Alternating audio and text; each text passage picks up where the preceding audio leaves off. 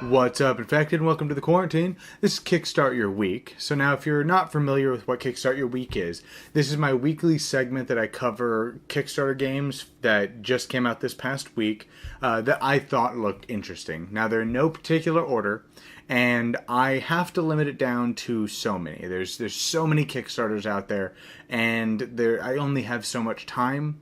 So I use this really weird, convoluted system, and by weird and convoluted system, it's completely biased and something that catches my eye and looks and sounds interesting. That's really all it is. But these are games that I thought that you might want to check out because they looked really interesting. Now, if you like this segment here, check out the Gamerati. I'll have a link down in the description. And I keep saying I'm going to put one up in the corner, but I forget that YouTube's little card system up here doesn't allow it. So check out the Gamerati down in the description. They do a weekly, unless something happens, but it's usually a weekly segment that it's just, a bunch of banter and BSing about Kickstarter games, and it's in podcast format. So definitely check that out. They're really cool guys, and I've been having a blast hanging out with them and being on the show with them. Now let's just jump right into it. So first off the gates is one that I debated on not putting onto my list because it's actually not a Kickstarter. It's actually on Indiegogo. It's the Dizzy, D-I-Z-E-D, so Dizzed Board Games Made Easy. So looking over this, it looks like it's pretty much every game, and I'm assuming it's going to be most games, or at least the popular games, that is going to have a tutorial for you. So rather than having to, you get a new game and it's awesome and you set it up and you start looking through the rulebook and you take an hour now to learn a game. Whereas this, the way they're making it out to be is they're going to make it to where it will teach you how to play the game so you don't have to crack open the rulebook. And I thought that was really cool because I do know, especially where I review a lot of games, that's one of the worst parts about getting a new game is now you gotta learn it. Sometimes the rulebooks aren't clear, sometimes they're hard to read, or sometimes you just want to play the game. You got it, you're hyped, and now you gotta spend an hour learning it. So that looks like it's gonna eliminate that. I know it's not a Kickstarter game technically, but it's something I definitely wanted to put on here. Now, next up is World in Flames. Now, this one is a massive World War II game where it includes the entire World War II theater, it seems. It's got, the north part of Africa, all of Europe, of course, upward down into Asia, the Russian front, downwards in Australia, you got Japan, then I think it also covers Hawaii, and it pretty much covers the entire front. And it comes, I think it's like 2 gigantic boards, and it really reminds me of the Heart of Iron games from Paradox on the computer, the grand strategy games. But it looks like that, but in a board game form.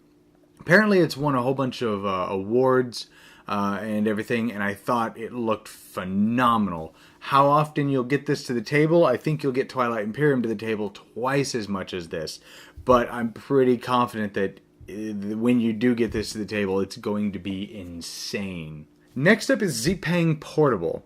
Now, this is a game that I reviewed, and I actually still have it up there somewhere. I think it's right over there. I actually still have it.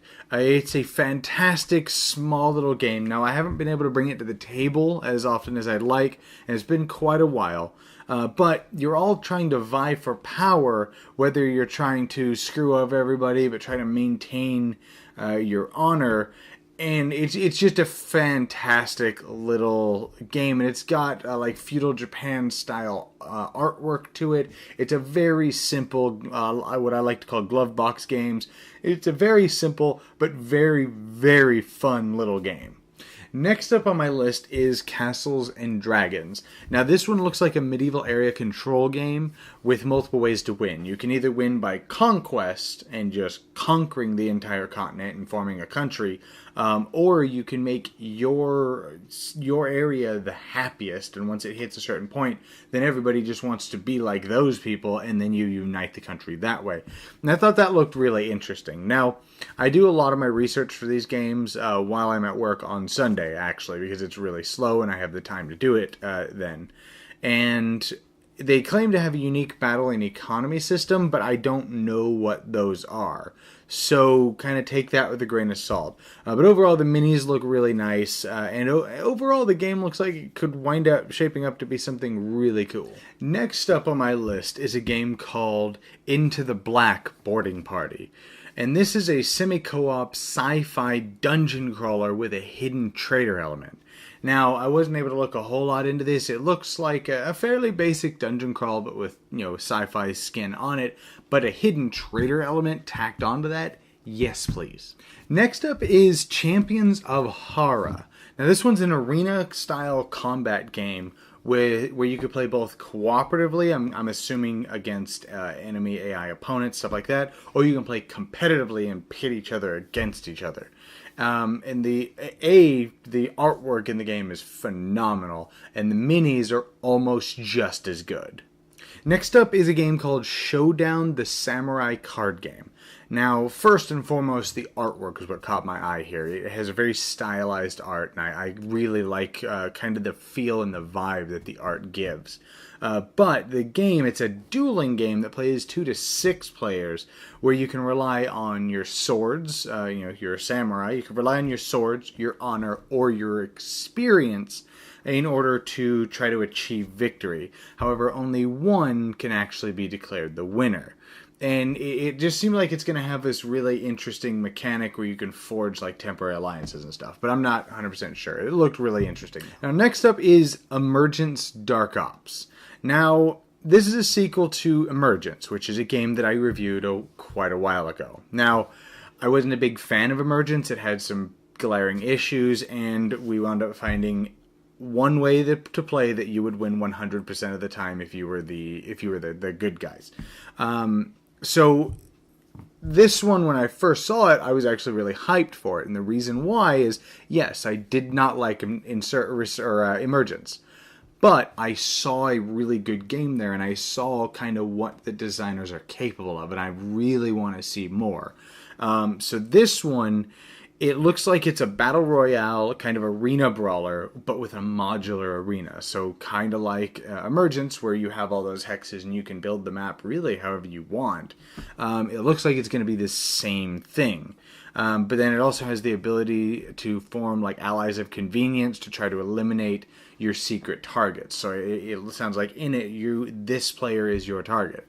So you have to try to kill them, but the person you're allying with, maybe you're their target. And so it seems like it's going to have kind of this weird back and forth, interesting paranoia mechanic to it, which I thought was interesting. But then the minis in it look really good as well, and it has that really nice, crisp, clean veneer to it that Emergence had, which looked beautiful. Now, the Island of El Dorado is my number 8. Now, this one, you're brave explorers trying to find 4 temples that are in kind of this randomly generated map.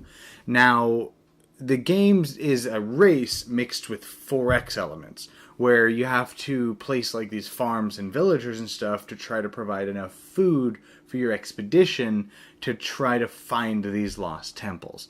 And I thought that was interesting, even though I'm usually not a huge fan of completely random maps, because you can have like the really dumb things where they're either really spread out or everything's really clumped together. So maybe there's ways around that, or ways to get around that and everything, but it does look like it's going to be a really interesting exploration-heavy game. Now, my last game on this list is called Horizons.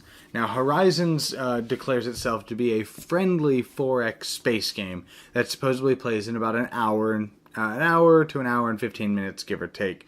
They wanted a game that was like a 4X, but without the extermination. Not really sure how you're going to get 4X without extermination, but whatever. Maybe if they can pull it off. It looks like if they can do that, that would be really interesting, because I'm a big fan of 4X games. I have multiple of them on the wall here. They don't get to be brought to the table very often, but that's kind of the nature of expand, exploit, explore, and exterminate. So Either way, that is my games for the week. I hope you guys enjoyed this video. If any of these games look interesting, I will have a link to all of them down in the description as well. Take a look at that. So I hope you guys enjoyed this. If you're new here, hit that subscribe button there. Stick around. I have a lot of content that's going to be rolling out here very soon. If you like this, let me know down in the comments as well. I read every single one of my comments. I'll try my best to respond. Give this video a like as well. That would also help out. If you'd like to support me or in the show, I will have a link up in the corner up here and down in the description. That'll take you over to my Patreon. Any little bit would help, and if you're afraid of commitment, I'll definitely have my tip jar down in the bottom as well. It's a one-time donation. You don't have to commit to anything. You know, you could donate whatever you'd like, or if not, just feel free to stick around and watch the show. I love doing this. Anyways, I hope you guys enjoyed, and I'll see you guys next time in the quarantine.